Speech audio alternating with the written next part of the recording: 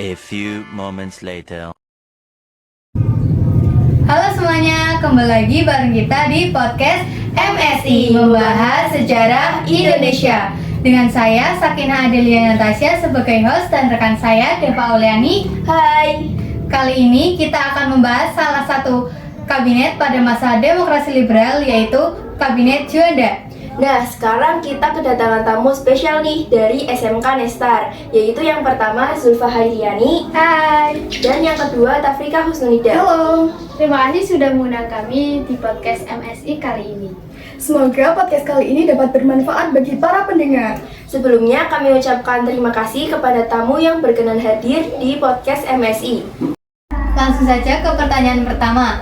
Tafrika, bisa kamu beritahu siapakah pemimpin Kabinet Juanda? Kabinet Juanda dipimpin oleh Perdana Menteri Juanda Kartowijojo pada 1957 sampai 1959. Baik, ke pertanyaan kedua, Kabinet Juanda juga dikenal sebagai Kabinet Zakon. Apa sih yang dimaksud Kabinet Zakon itu? Kabinet Zakon adalah kabinet yang diisi oleh para ahli atau kalangan non-partai. Apa sih yang melatar belakangi berdirinya Kabinet Juanda? Dilatar belakangi oleh panasnya kondisi politik pada pemerintahan parlementer yang disebabkan salah satu kabinet yang melakukan politik dagang sapi. Apa sih yang dimaksud deklarasi Juanda? Deklarasi Juanda adalah deklarasi yang menyatakan kepada dunia bahwa laut sekitar di antara dan di dalam laut Indonesia itu merupakan wilayah satu kesatuan NKRI. Apa saja program kerja yang dilaksanakan Juanda pada saat ia menjadi Perdana Menteri? Program kerja yang dilakukan Kabinet Juanda meliputi 1. Membentuk Dewan Nasional. 2.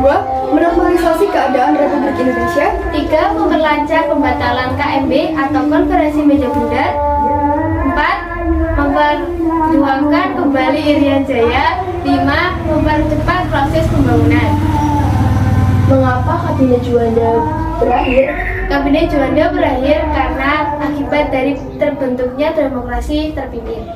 Nah, itu dia pembahasan tentang Kabinet Juanda. Semoga diskusi hari ini memberikan wawasan baru bagi pendengar kita tentang Kabinet Juanda pada masa demokrasi liberal. Iya, betul. Terima kasih kepada Zulfa Hairiani dan Tafrika Husnulida yang sudah menjelaskan pembahasan tersebut. Kita akan mengakhiri podcast hari ini. Terima kasih kepada tamu undangan dan para pendengar. Sampai jumpa di podcast MSI Membahas Sejarah Indonesia selanjutnya. Sampai jumpa.